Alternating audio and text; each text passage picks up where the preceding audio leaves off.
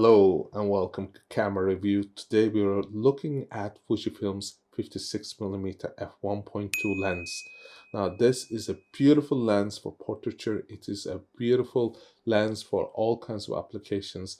And I'm going to talk about why it is a good lens, and I'm also going to talk about some of the things that you have to be very careful about when you are using this lens to get the best results out of it. Of course, by all no means that this lens is perfect. It has some major things that you need to be very careful about when you are using it. Also, you have to understand that there are things that can still be improved upon this lens. Now, before I go on any further, I'm going to tell you that this lens comes in two versions. One is the APD version, which is a element in there that is polarized, that is going to give you a much better bokeh, and it's going to give you a much better all-around image. What is different is the way that lens is constructed and this one is constructed.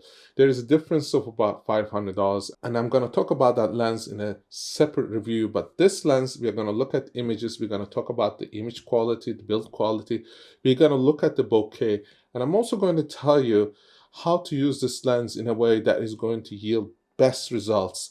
For those people who have never handled a portrait lens of this caliber, please understand that this lens is a fast lens. It's designed to deliver great results, throw out everything in the background into this beautiful creamy bokeh, and it is designed to be able to be used in low light circumstances as well.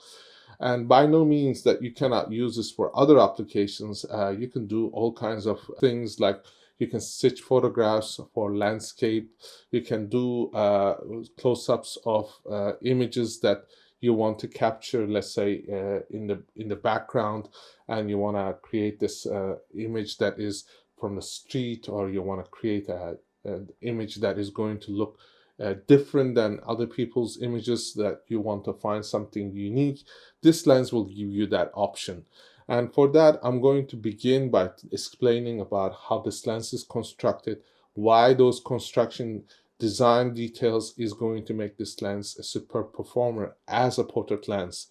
First thing, you will see that this has 11 elements in 8 groups. So what that means is it's a complex lens. It is designed to remove a chromatic aberration. It's designed to remove ghosting. It's designed to remove much of the barrel distortion.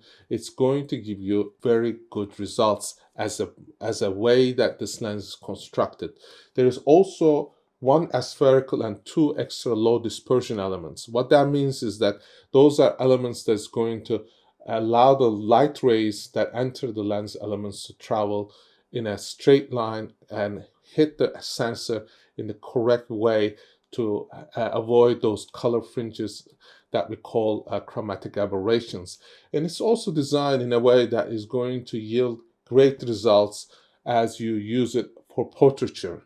Now, there are lenses in Fuji's lineup that are sharper from the corners, but this is a lens for portraiture, so we are going to look at it from a perspective of using it for portraiture. That's what it is designed for. So if you are absolutely looking for corner to corner sharpness, this is not the lens that is designed for it. However, if you dial the aperture down to, let's say, 5.6 or f8, what you're going to find is that the corners become very sharp. But if you are looking for sharpness at f1.2, this is not what it is designed for. It is designed to be very sharp at the center. If you look at the center of that image, what you'll find is that it is very sharp, and then the bokeh starts to creep in, and the edges become softer and more beautiful, blending in this beautiful rendition of colors. And that is what makes this lens so unique. As far as the bokeh is concerned, I like the lens elements is to work in conjunction with the aperture. Normally the apertures that are around 9 or 11 give you a very round bokeh. This one has 7, so it could improve upon having a more rounder bokeh. But what you will find is, because you have such a wide opening of aperture, you're going to find that the background easily falls into this beautiful creamy bokeh, and that 7 blades does not cause too much trouble.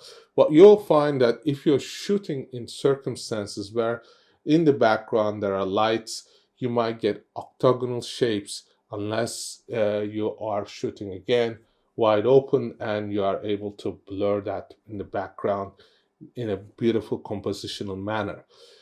Overall, I think that round bokeh comes in when you are examining this lens as a portrait lens. What you will find is that it is going to work beautifully as long as you understand that the 7-blade aperture is going to not give you the most circular bokeh if you are going to shoot lights in the background in the bokeh part of the image.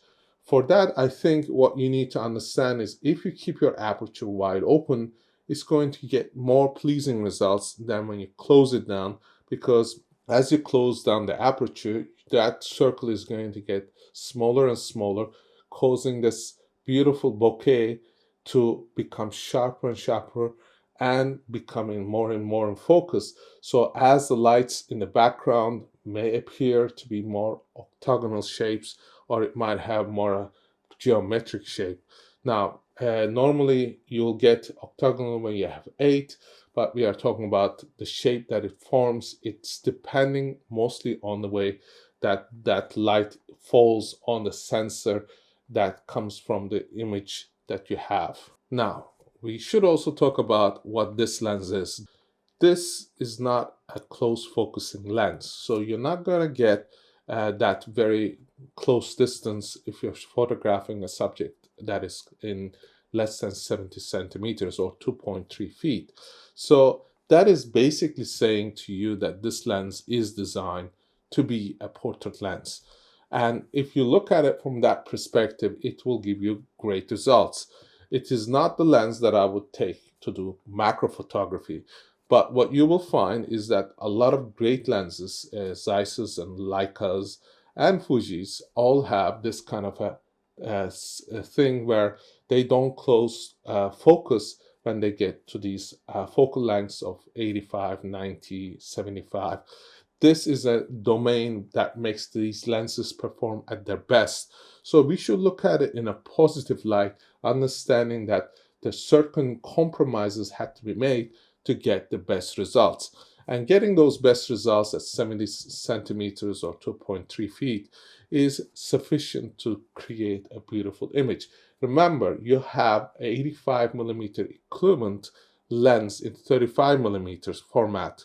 What that means is you are going to get everything very close, and it's going to, let's say, for example, get a headshot or a shot that is going to be more cropped in. What you will also find is that this lens is very compact. It's about 405 grams.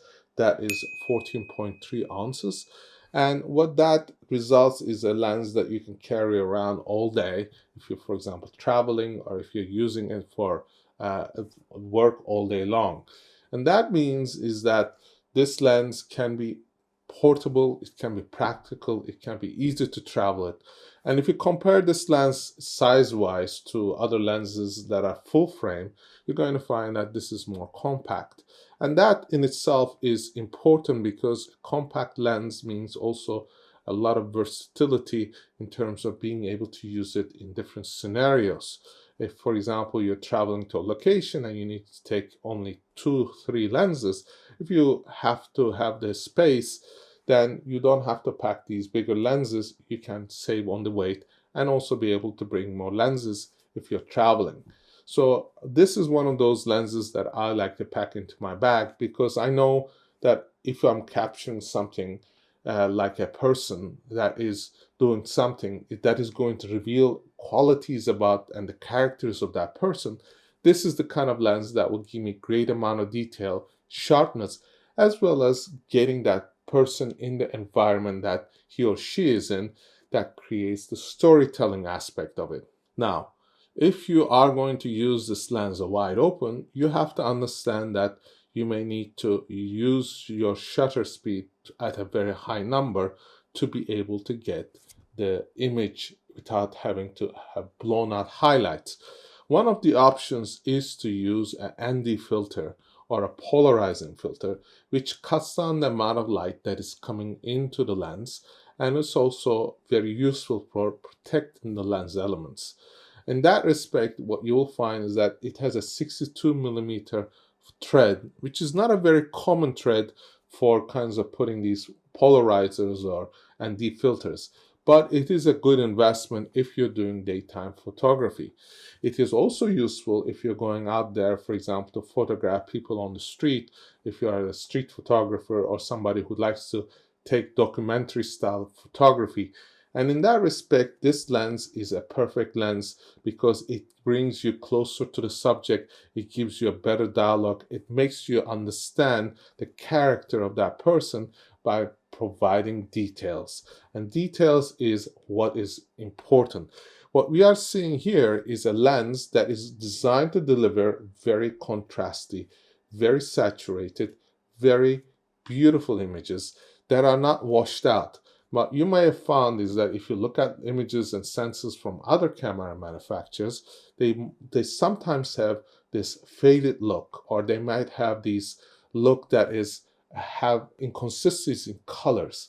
This lens is designed to deliver incredibly beautiful skin tones, and it's also designed to deliver results that is in line with the way that Fujifilm has brought their know-how into their sensor technology, which is to understand the color dimension and how that color translates to an image.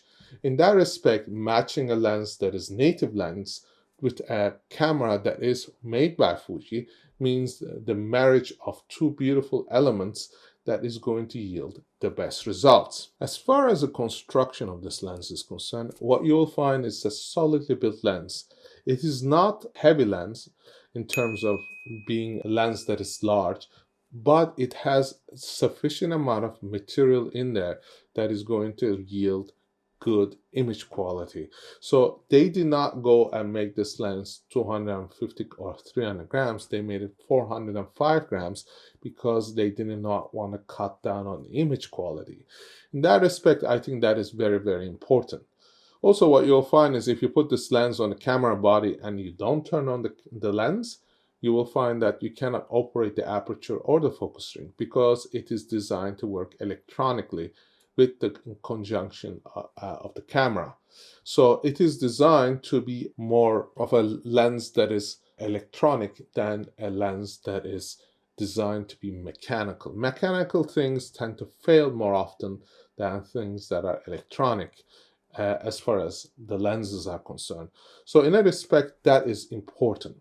There is also one thing that you need to understand about this lens. This lens does not focus very fast. Although there has been a firmware upgrade, this lens still delivers a slower speed of autofocus than their other lenses. And that is because their linear motor, which is you might find in the abbreviations of the lens descriptions from Fujifilm, is LM. This does not have LM, which is the linear motorized system.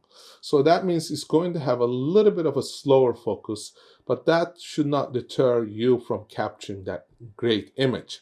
Also, what you will find is this does not have WR symbol as well. What does WR stand for? It stands for weather resistance or weather sealing.